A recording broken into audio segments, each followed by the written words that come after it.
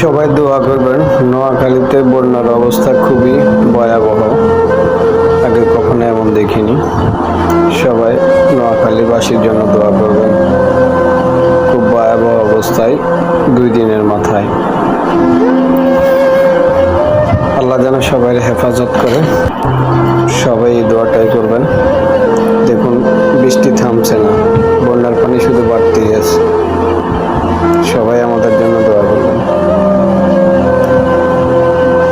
है मेरी ज़मीं अफसोस नहीं, जो तेरे लिए सौ दर्द सहे। महफूज रहे तेरी आन सदा, चाहे जान मेरी ये रहे न रहे।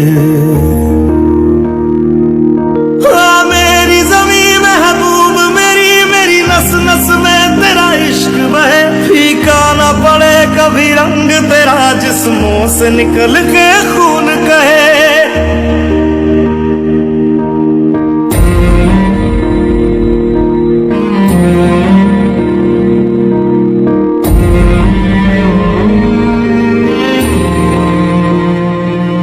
तेरी मिट्टी में मिल जावा, गुल बन के मैं खिल जावा। इतनी सी है दिल की आरज़ू।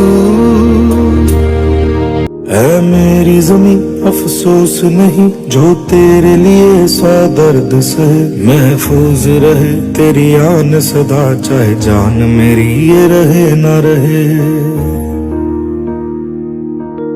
मेरी ज़मीं महबूब मेरी, मेरी नस नस में तेरा इश्क बहे। फीका न पड़े कभी रंग तेरा, जिस्मों से निकल के खून कहे।